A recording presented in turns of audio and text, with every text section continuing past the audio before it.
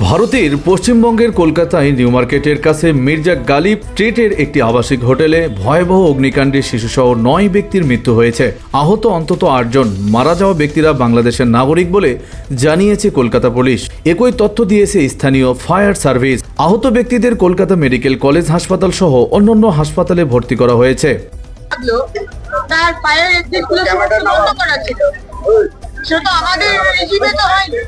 আজকে এই যে হোটেলে হয়েছে, এই বিল্ডিংটার মধ্যে 10টা গেস্ট হাউস আছে, 10টা। সেখানে 6জন মেল, 2জন ফিমেল আর একটা বাচ্চা। আপাতত বডি যেটা পাওয়া যায়।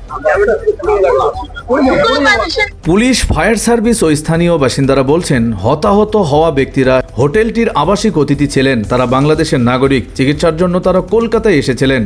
উঠেছিলেন মির্জা গালিব স্ট্রিটের 3 তলার হোটেল শিখাইনে। কলকাতার ফায়ার সার্ভিসের সদর দপ্তরের একেবারে পাশেই হোটেলটির অবস্থান। 5 তলা এই হোটেল ভবনের প্রতিটি তলায় রয়েছে বিভিন্ন হোটেল, বিভিন্ন নামে। শিখাইন হোটেলের এক আবাসিক অতিথি মোহাম্মদ রফিকুল ইসলাম প্রথম আলোকে বলেন, গতকাল দিবাগত রাত 2:45টার দিকে এই আগুন লাগে। ধোঁয়ায় ঢেকে যায় গোটা হোটেল।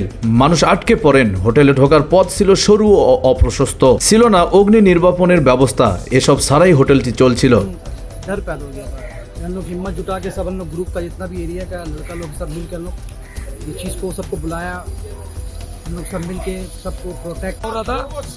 मतलब ज़्यादा पूरा मतलब आग लगा अचानक से। हम लोग सब दौड़े, हम लोग जितना हो सके फायर ब्रिगेड को फिर हम लोग खबर किया।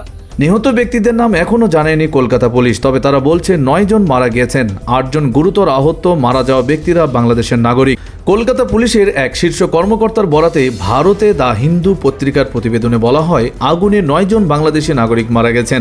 ভারতীয় গণমাধ্যম এনডিটিভি অনলাইনের প্রতিবেদনে বলা হয়, মারা যাওয়া ব্যক্তিদের মধ্যে বাংলাদেশিরা আছেন। কলকাতার ফায়ার সার্ভিসের সদর দপ্তরের পাশে হোটেলটির অবস্থান। আগুন লাগার খবর পেয়ে ফায়ার সার্ভিসের সদস্যরা দ্রুত ঘটনাস্থলে আসেন। তারা আগুন নিয়ন্ত্রণে এনে হোটেলের আবাসিক অতিথিদের উদ্ধারের চেষ্টা করেন। ফায়ার সার্ভিস ধারণা করছে শর্ট সার্কিট থেকে এই অগ্নিকাণ্ডের ঘটনা ঘটতে পারে।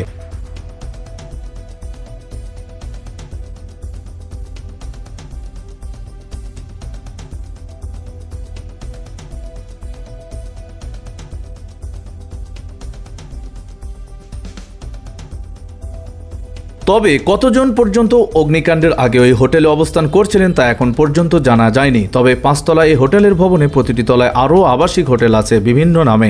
স্থানীয় লোকজন বলছেন, এখানে মূলত বাংলাদেশিরা বেশি আসেন। এসব হোটেলের থেকে তারা চিকিৎসা করান। এর আগে গত সোমবার রাজ্যের বীরভূম জেলার তারাপীঠের একটি হোটেলের অগ্নিকাণ্ডের ঘটনা ঘটে। সেখানে দুর্ঘটনায় অন্তত 8 জনেরও মৃত্যু হয়েছে। সে ঘটনার পর ফায়ার সার্ভিসের নিয়ম লঙ্ঘনের দায়ে তারাপীঠের স্থানীয় প্রশাসন অন্তত 15টি আবাসিক হোটেলের লাইসেন্স বাতিল করেছে।